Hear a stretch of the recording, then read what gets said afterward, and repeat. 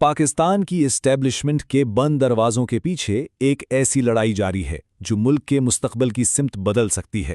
یہ کہانی ہے اقتدار کی ایک ایسی کشمکش کی جہاں ہر چال، ہر فیصلہ تاریخ پر اثر انداز ہو سکتا ہے۔ اور اس پوری لڑائی کا خلاصہ اطلاعات کے مطابق صرف ایک جملے میں کیا جا رہا ہے: قبر ایک، بندے دو۔ مطلب صاف ہے، یہ کوئی سیاسی اختلاف نہیں، یہ ایک وجود کی جنگ ہے جہاں صرف ایک ہی فاتح ہو سکتا ہے۔ تو اس طوفان کے بالکل مرکز میں کون ہے؟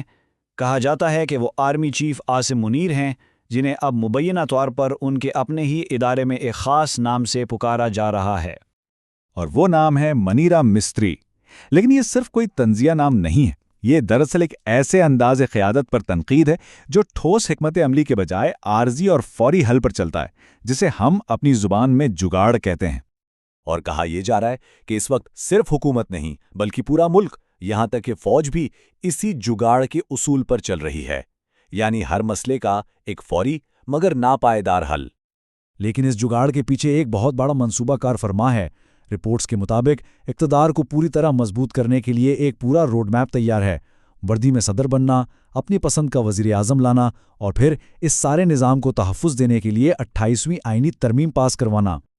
مگر ہر منصوبے میں کوئی نہ کوئی پیچیدگی ہوتی ہے، اور یہاں سب سے بڑی پیچیدگی یہ ہے کہ اس منصوبے کے خلاف رد عمل خود فوج کے اندر سے ہی اٹھ رہا ہے۔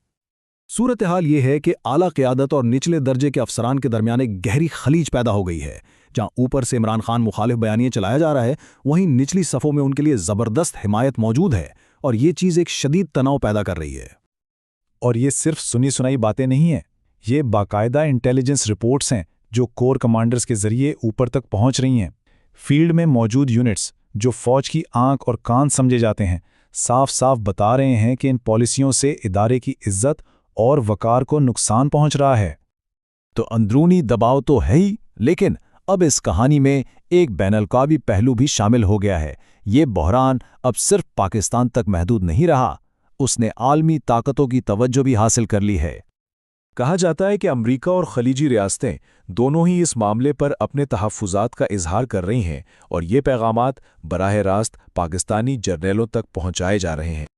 پہلے تو اتحادی ممالک جیسے خلیجی ریاستوں کے مشوروں کو نظر انداز کیا جاتا رہا، لیکن اب یہ دباؤ اتنا بڑھ گیا ہے کہ اسے مزید نظر انداز کرنا ممکن نہیں رہا۔ تو جب اندر سے بھی دباؤ ہو اور باہر سے بھی، تو اس کا نتیجہ کیا نکلتا ہے؟ اس کا نتیجہ نکلا ہے ایک دھماکے خیز مطالبے کی صورت میں۔ اور یہ مطالبہ بالکل صاف اور دو ٹوک ہے۔ فوج کی سینئر کمانڈ کی طرف سے مبینہ طور پر اوپر تک ایک ہی پیغام بھیجا جا رہا ہے: عمران خان کو واپس لائیں۔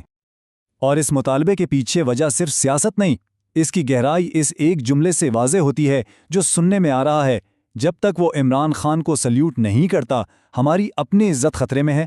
مطلب یہ کہ اب یہ ادارے کی عزت کا سوال بن گیا ہے۔ اس الٹیمیٹم کے بعد اب مبینہ طور پر ایک نئی اور شاید بہت خطرناک حکمت عملی پر غور شروع ہو گیا ہے۔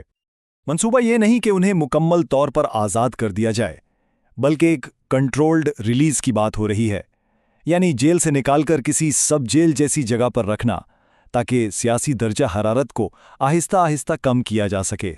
لیکن یہاں آ کر ہم واپس اسی بنیادی مسئلے پر پہنچ جاتے ہیں جہاں سے ہم نے بات شروع کی تھی: قبر ایک، بندے دو۔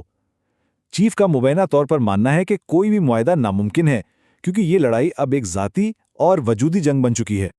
اور اس کی بنیادی وجہ ایک خوف ہے، ایک گہرا یقین کہ عمران خان اپنے ساتھ ہونے والے سلوک کو نہ کبھی معاف کرے گا اور نہ ہی کبھی بھولے گا، اور یہی خوف ہر ممکنہ حل کی راہ میں سب سے بڑی رکاوٹ ہے۔